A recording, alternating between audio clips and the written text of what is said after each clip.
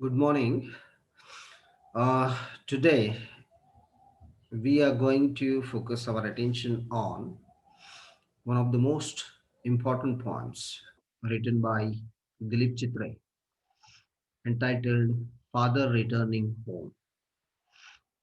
So, three words are quite familiar with all of us.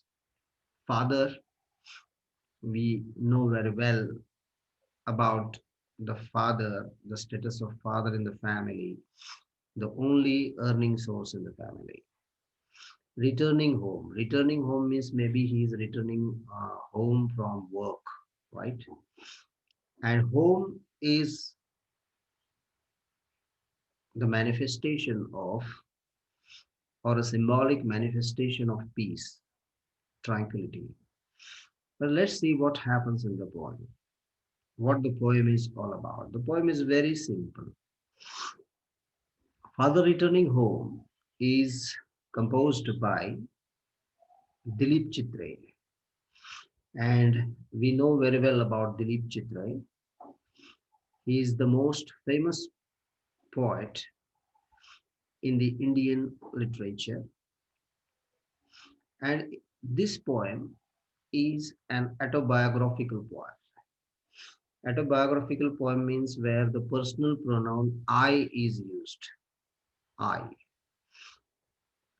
So it is an autobiographical poem in which the poet shows or demonstrates the loneliness or world weariness of an old man in the modern society by depicting a picture of his father, his own father, returning home from work.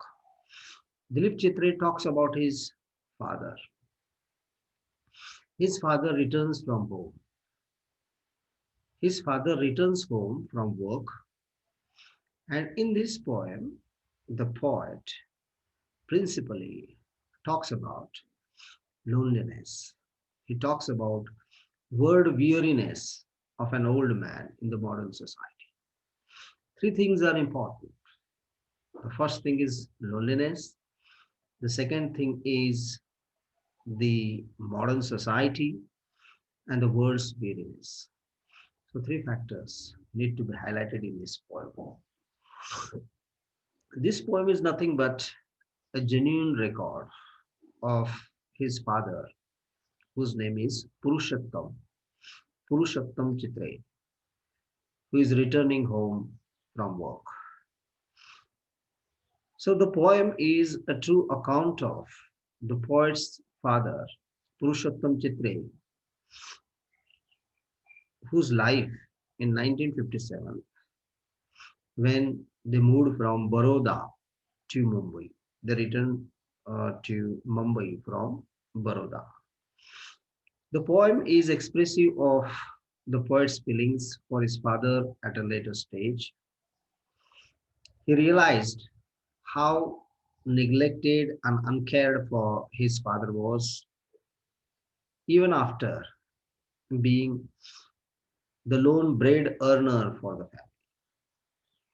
See, one thing that the contribution of the father to the family is unnoticed most of the times, and much more importance is given to the mother. I do not say that mother is not important. I mean to say that father is equally important because he is the only source of income.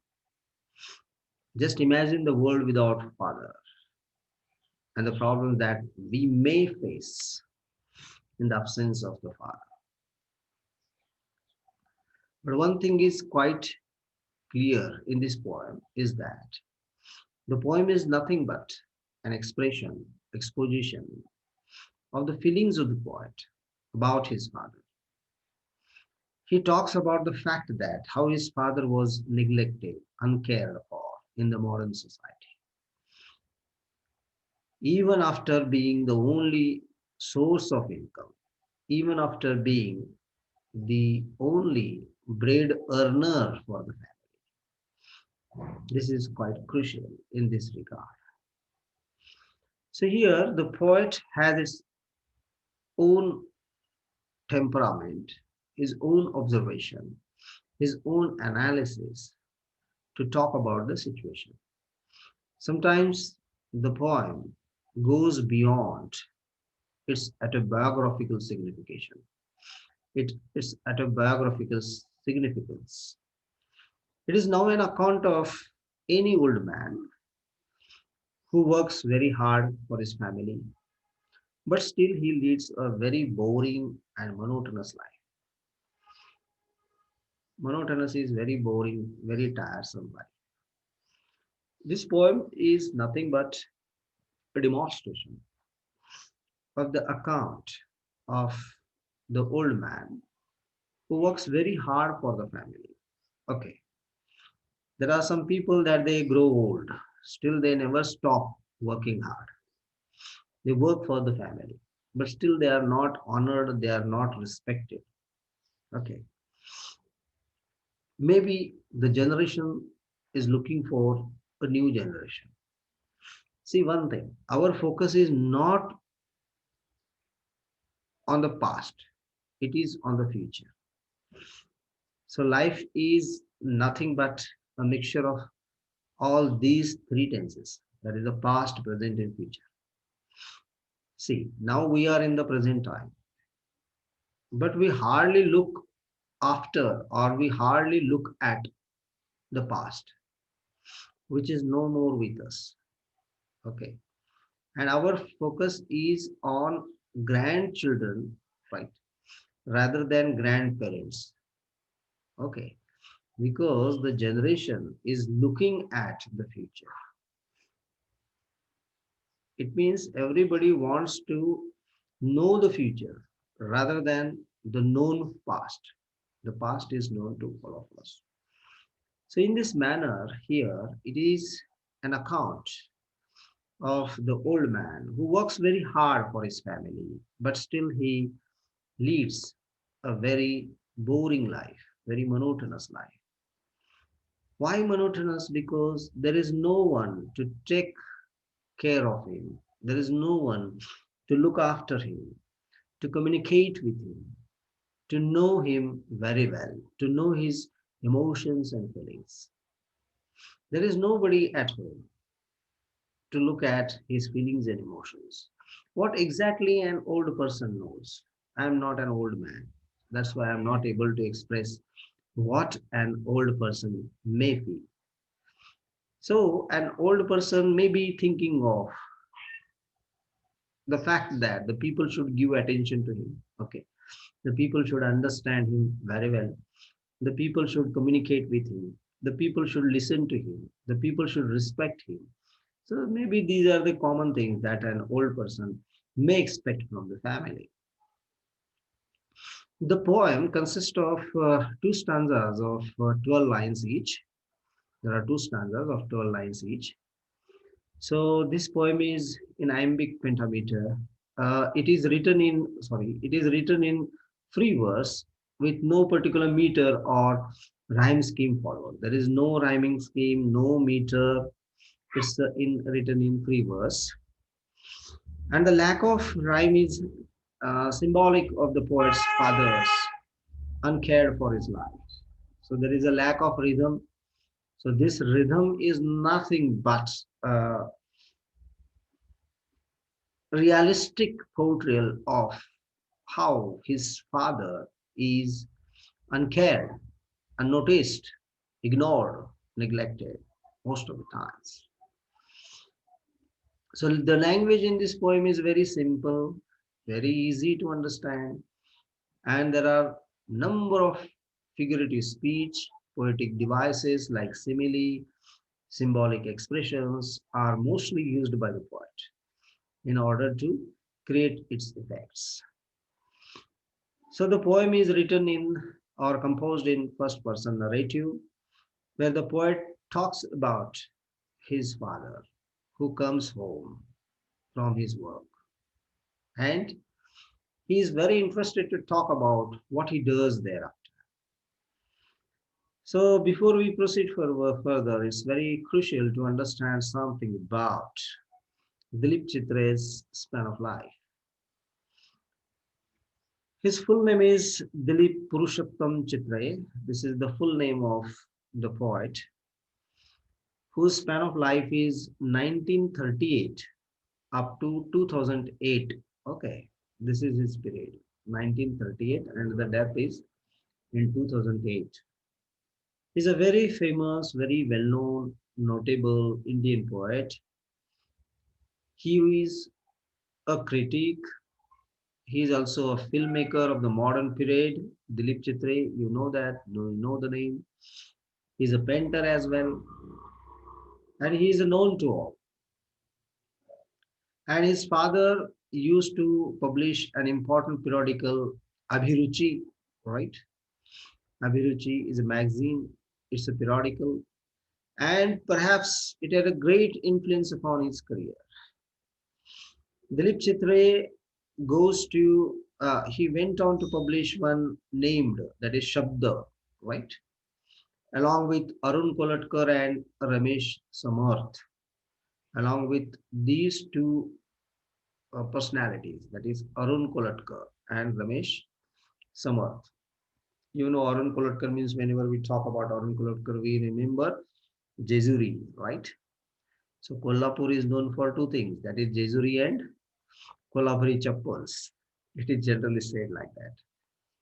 So it is the critics usually say like that. So whenever we talk about Arun Kolatkar, we remember of the Jejuri. So Arun Kolatkar and along with Arun Kolatkar and Ramesh Samarth, Dilip Chitre went on to publish one named Shabda along with these writers. He was one of the most important figures behind the magazine, which is behind the little magazine movement of the 60s in Marathi. Okay. There are important literary contributions that Dilip Chitre had made in Indian writing in English. His Ekun Kavita, that is the collected poems, was published in 1990s in 3 volumes. He edited an anthology of Marathi poetry in 1949-45 to 1965. So this poem is quite interesting. Let's go through this poem line by line, right? Reading of a line and the interpretation of the poem. What exactly the poem is all about.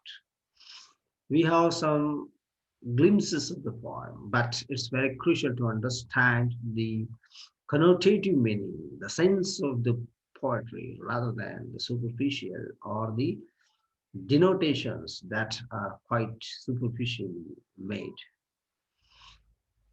The poem is quite interesting and it's a realistic portrait of life.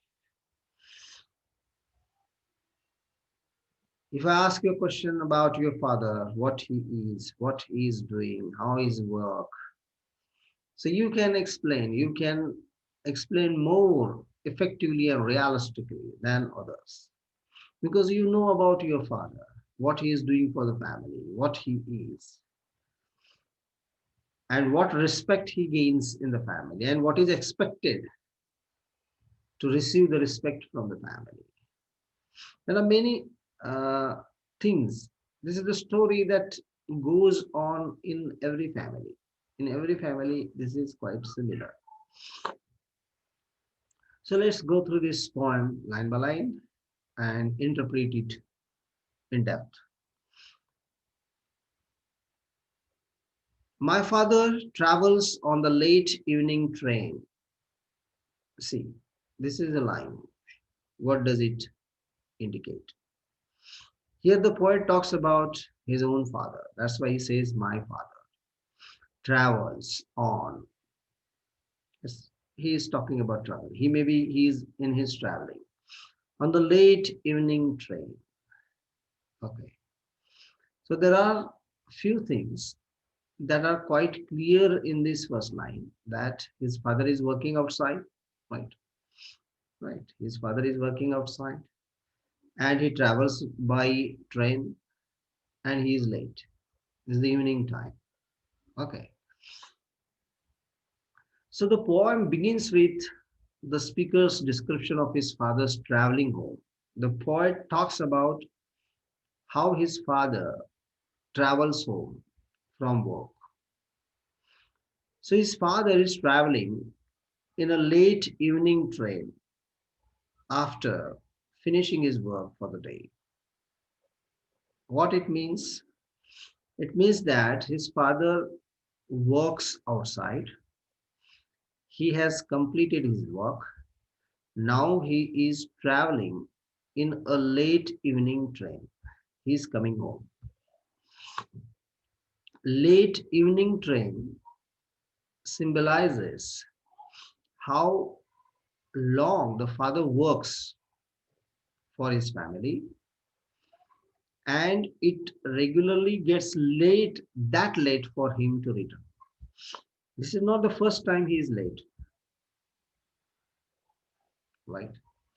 Maybe he is late for many times, and this is quite crucial that his father works very hard for the family and he's late coming home. Standing among silent communicators in the yellow light. The father is standing among the silent passengers in the yellow light inside the train compartment. You know, the train. Whenever I talk about the train, I remember an incident that took place with one of my students, right, who went to Mumbai, right? Sir, commuter means? Yes, Commuter means? computers means the people there that they usually travel by train. Okay, the people that they usually travel by the train, and all other peoples in the train. Right? Standing among, so what I was talking about, I was giving you one example of one of my students who is in Mumbai, right? What happened? He met an accident with a pole and he died on the spot. Why? Because there is a rush in the train.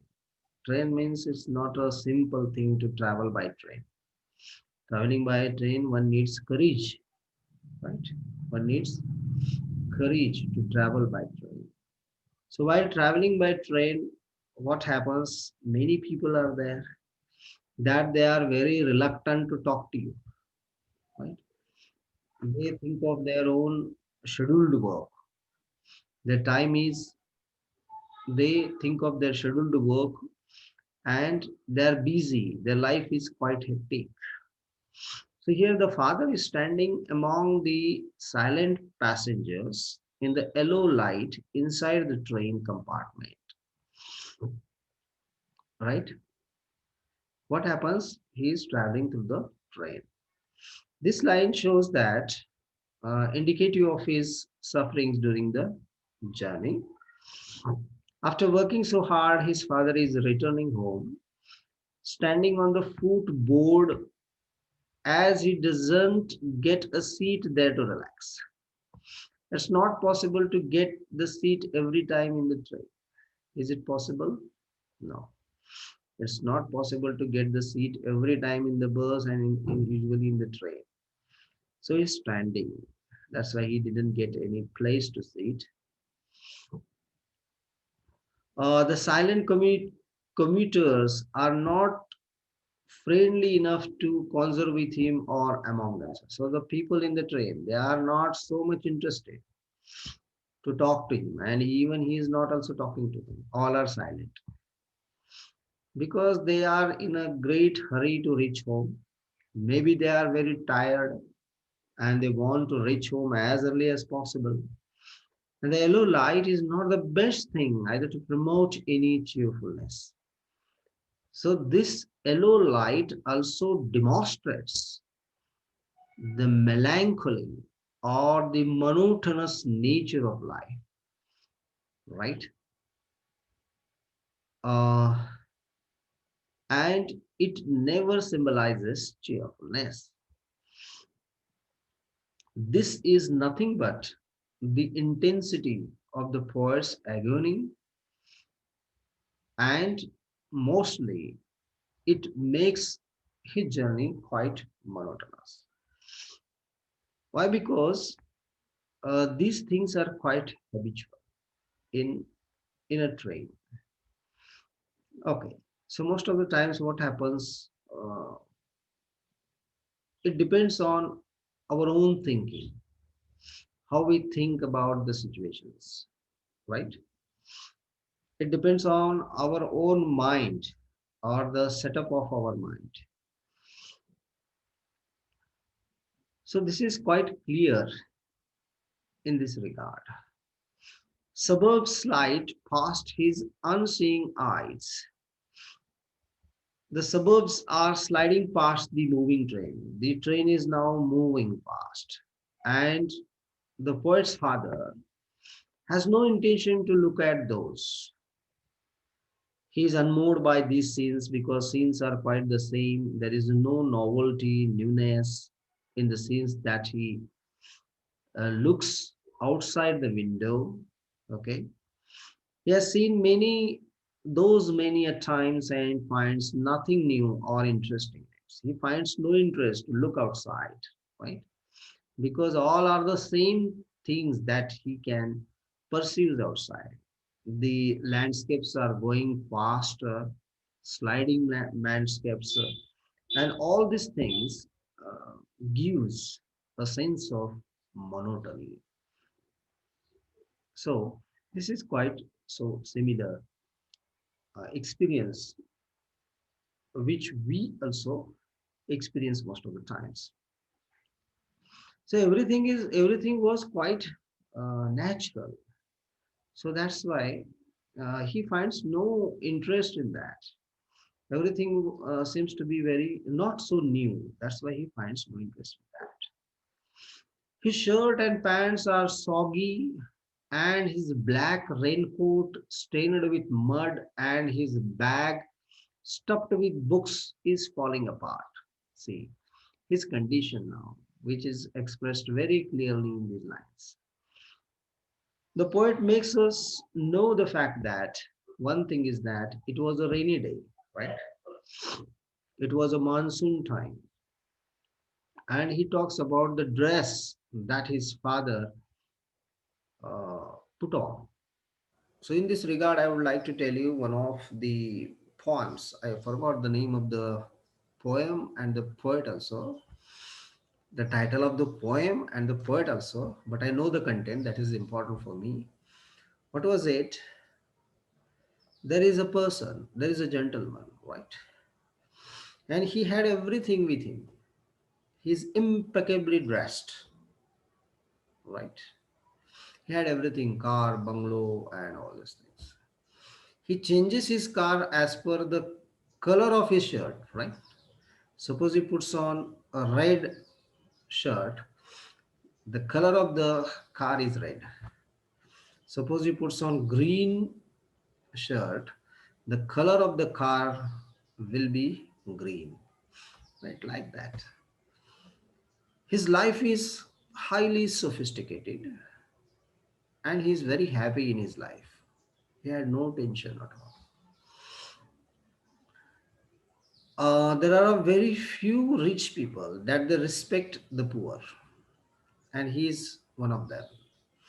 He used to call each and everyone, he used to respect each and every person. He used to say good morning, good afternoon, good evening, like that to the people, right? And what happens is that one day he comes home, he opens the drawer, he takes a pistol, and he shoot himself dead. Poem is over. He's dead. The poem is over. But nobody has ever understood why he died. Right? Nobody has ever understood why he died. Because we cannot understand the inner tensions, inner problems of the people. Okay. Looking at my face, can you understand my problems? No. Looking at your face, can I understand your problems? No. because the face never shows our problems, right? Maybe the face unmasks, maybe the face masks our problems, right? Right? This is quite clear. So there is interesting. It is interesting to know a few lines from Shakespeare also. I think I remember. I still remember. There is no art to find my construction in the face of a gentleman on whom I built an absolute trust. These are the lines from William Shakespeare. What he says that there is no art in this world that talks about the mind's construction in the face. Looking at the face, we cannot understand the mind's construction or the construction of the mind. We cannot understand what is on the mind, what is going on the mind. Nobody has ever understood about the mind. So this is quite interesting to know that his father is not impeccably dressed. Okay, his dress is quite simple. His father's dress is all wet with rainwater. No umbrella is there with it. And the black raincoat is damaged with mud. He had a black raincoat as well. And that got damaged with mud. Mud sprayed on it. And he's having the bag. The bag is full of books. The bag is with books, stuffed with books. Many books are there. And he was struggling to handle it. And he's struggling to uh, press all these books inside the bag so that no book can fall down. This is his tension.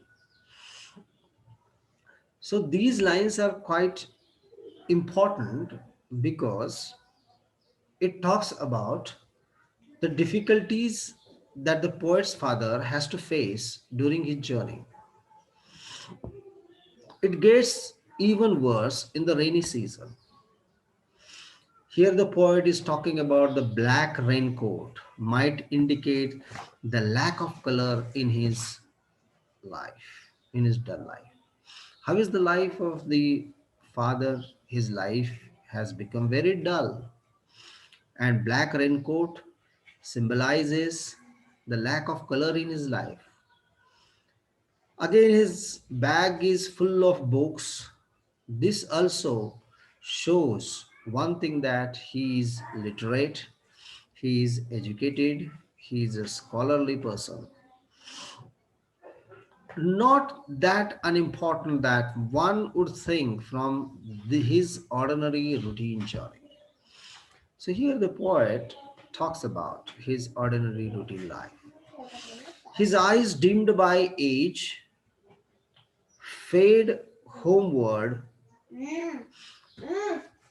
through humid monsoon night. The poet gives us an impression of his father's age. Okay, how is his father? His father is old. His eyesight is dimmed by his old age. He is not able to see things properly, right? He hardly sees things clearly. And his father looks homeward with his low vision. His vision is low. It's near to blindness. And through the humid monsoon night, means he is talking about the humidity in the monsoon night. The atmosphere in this poem is quite gloomy, it's quite monotonous, and it adds to the monotony of life, the dullness of life. Next lines. Now I can see him getting off the train like a word dropped from a long sentence. See, one thing. Getting in the train and getting off the train, right? Getting in the train and getting off the train is not so simple, right? Because the train is always crowded, many people. wish to get into the train as early as possible in order to get the seats, right? And most of the people wanted to get off the train in order to reach home as early as possible. So this is the life in Mumbai, right? So that's why he says how he uses a simile here. Look at the thing. I get off the train as if a word falls down from a long sentence. You know, suppose there is a word, for example, language is a system of communication. There is a one sentence. Suppose a system falls down. What remains in the sentence? Nothing, right? Language is a system of communication. Suppose a system falls down. What is there in the language? Nothing remains.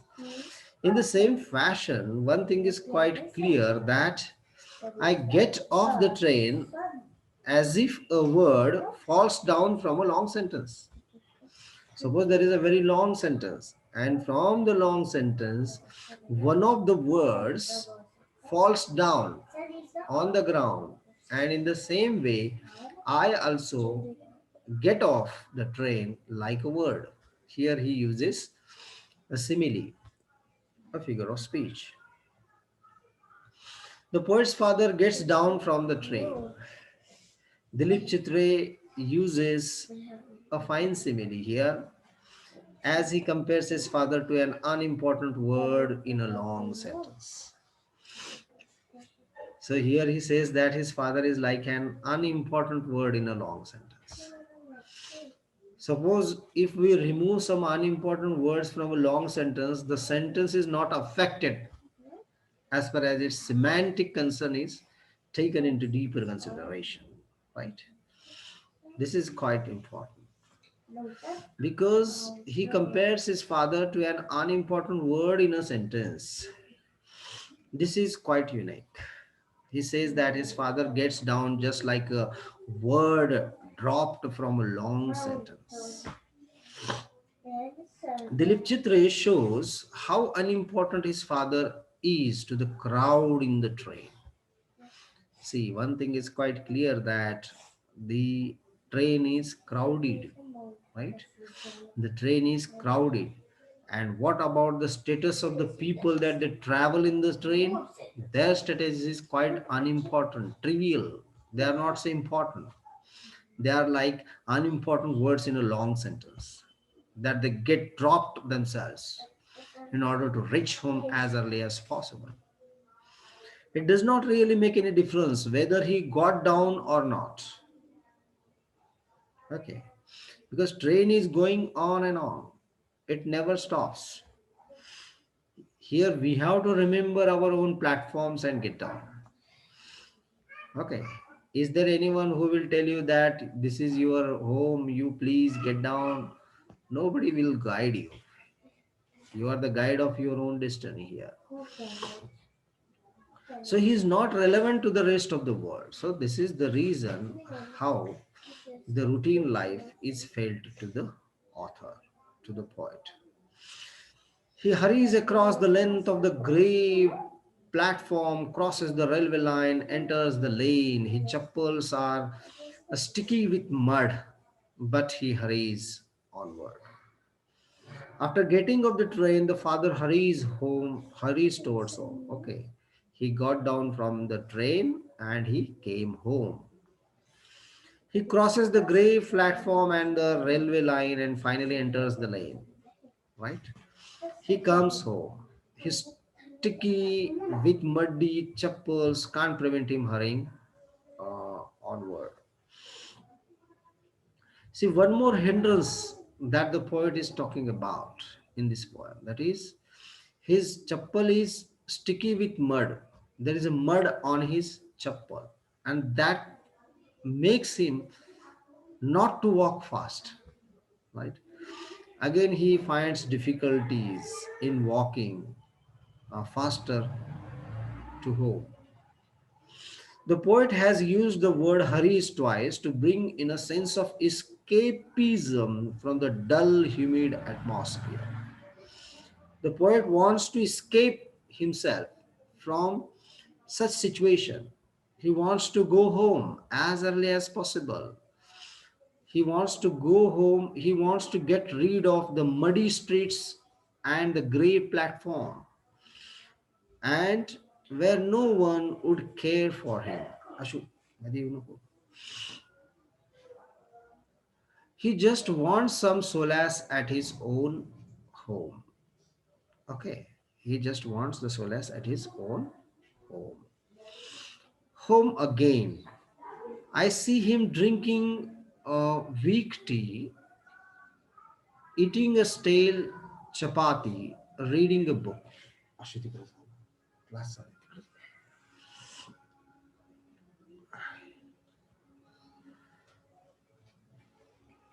Uh, Home again. I see him drinking weak tea, eating a stale chapati, reading a book.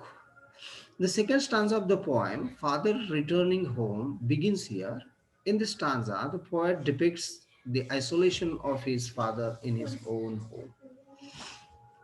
See how an individual gets alienated in the family, how an individual is lonely in the family, how a person feels very lonely, depressed, suppressed, right? Monotonous, helpless in the family. Everyone wants to gain attention, everyone wants to get respect in the family. But most of the times, our voice is ignored, our personality is neglected, our deep concern is not taken into consideration. Our words are not so heavy, sweet, honey to the people to whom we talk, to whom we communicate. Many problems may be there, right?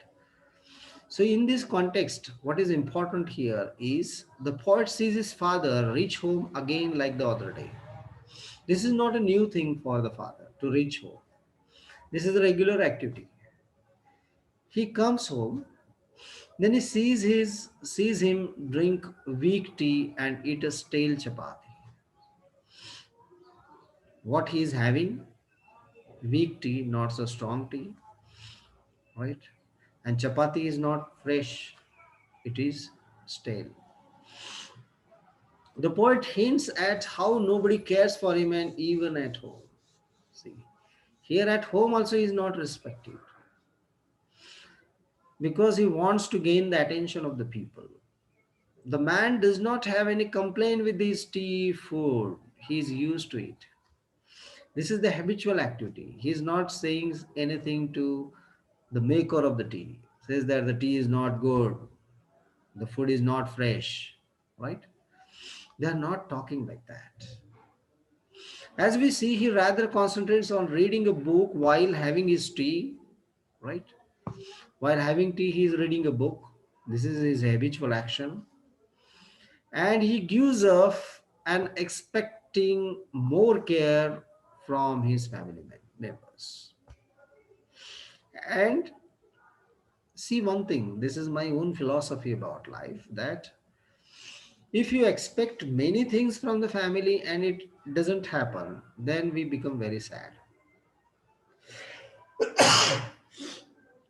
This is quite clear, right? That's why we should not expect anything from others. If you expect more and more thing from others and if doesn't happen, then we become very sad. He goes into the toilet to contemplate man's estrangement from a man-made world. Now the speaker, just 1 minute because here.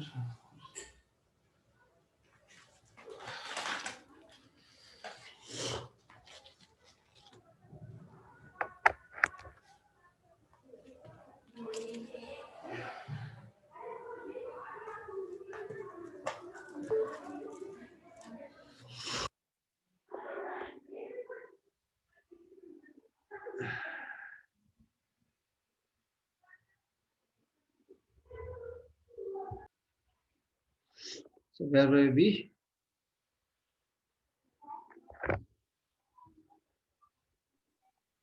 He goes into the toilet to contemplate.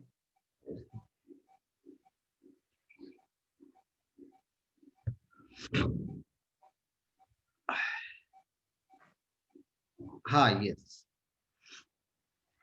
The poem is quite simple. It needs no explanation at all, but still I explain things. Uh, he goes into the toilet to contemplate man's estrangement from a man-made world. The poet's father goes into the toilet with a thought of how men become isolated from man-made world. See, one thing is quite clear that the toilet is the best place of contemplation. This may be the thought because where all the stress is removed and we think of the most important things, right? So here it's a place of relaxation, and this line sums up the theme of the entire poem. The father is indeed aware of his estranged situation and he hopes to find some support in the family when he hurries towards his home. But the poet is diminished as he reaches home and finds the same difference there. Moreover, the toilet might act as a symbol of how small his world has been.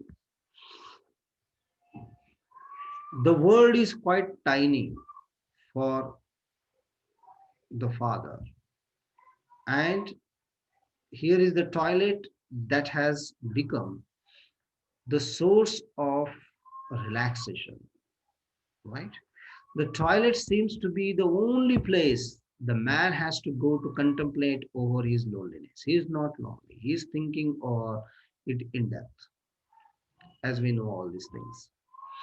Coming out, he trembles at the sink, the cold water running over his brown hands.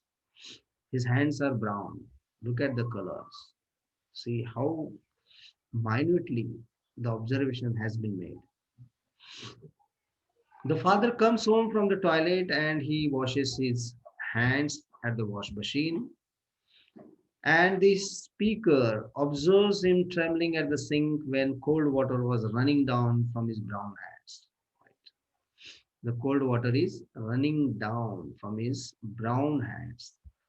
And his hands are trembling because he is an old person. He's the old man now. And the coldness of the water, okay, and the fearful thought of his isolation from the rest of the world has been exposed. A few droplets cling to the graying hair on his wrist. You know the wrist. On the wrist, the hairs are there. The color of the hair is gray. And on the gray, there are some drops of water. Droplets are there, right? See, he's talking about those droplets also. A few drops of water clinging to the gray hair on his wrist may have some greater implication. Water generally symbolizes life. Water means life, and gray hair stand for the old age. Gray hair means now. Suppose if we have a white hair, it means you are old, right? But these days, everyone is having white hair. That's not the case. But here in this poem, he has a gray hair on his wrist. This shows his old age. He's old. The old man's life is just holding on to his old age. This life has no significance to anyone else. His sullen children have often refused to share jokes and secrets with him. He wants to communicate with the family members, right? But nobody wants to talk to him. This is quite a different story. The poet goes on to talk about the old man's relationship to his family members. Okay, when we grow old, then we will understand how the condition of an old person. ease in the family, right? He's neglected, nobody talks to him, nobody wants to listen to his advice, right?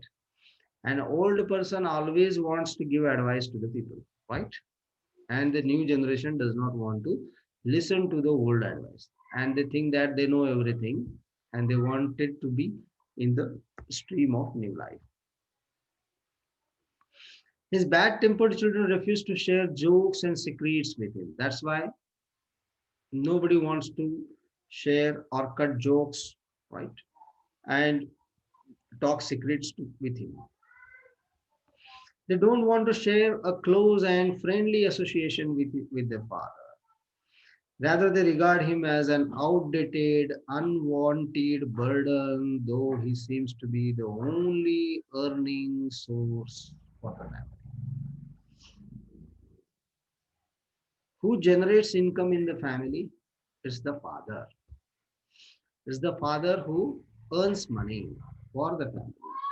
But still, he is regarded as outdated, old, unwanted person in the family. An unwanted tension, unwanted burden in the family, right? Although he earns money. This is the fact. No one can do anything about this. He will now go to sleep listening to the static on the radio, dreaming of his ancestors and grandchildren, thinking of nomads entering a subcontinent through a narrow pass. Now, this is his sleeping time. We are in the final stage of the poem where the poet talks about his father who goes to sleep. And while going to sleep, there is his habit that he loved to listen to music. He's interested to listen to music. So he listens to the radio. He has a radio in his family, and he listens to the radio, and he thinks of many things, many thoughts occupied in his mind. He thinks of his ancestors, grandchildren, Aranya, no? Aryans, okay, the Aryans, the people entering the Indian subcontinent through the Khyber Pass in the ancient time.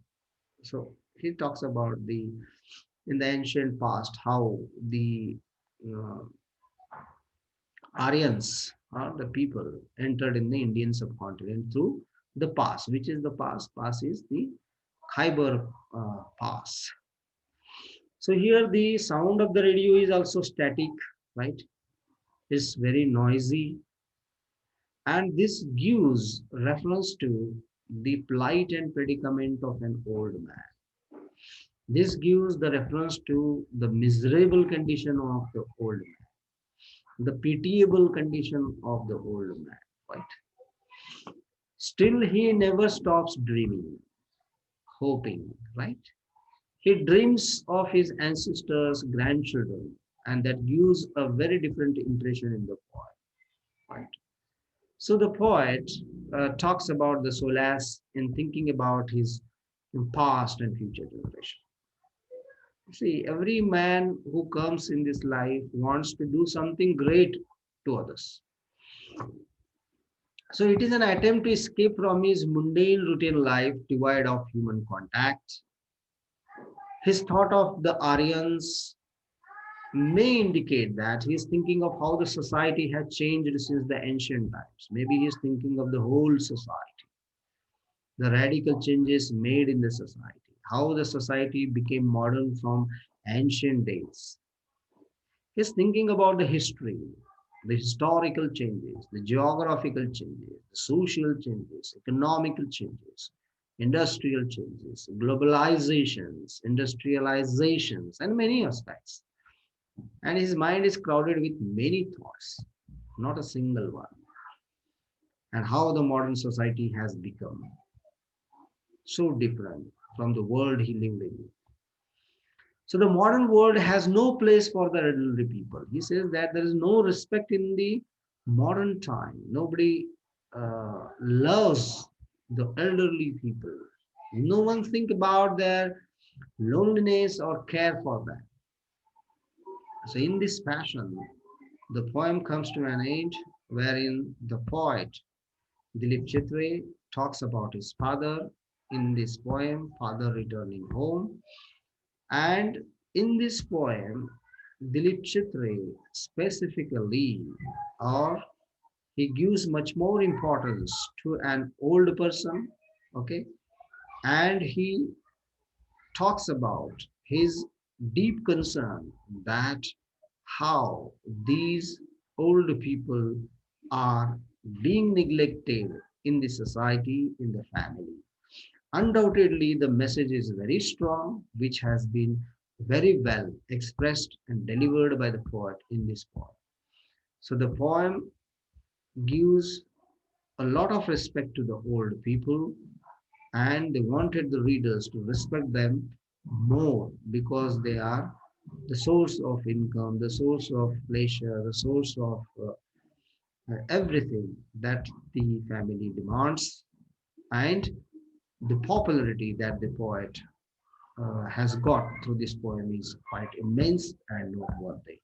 So this is quite so simple. So you also go through a few difficult words that you find in the poem at home. Okay, and thank you very much. Here we stop. Okay.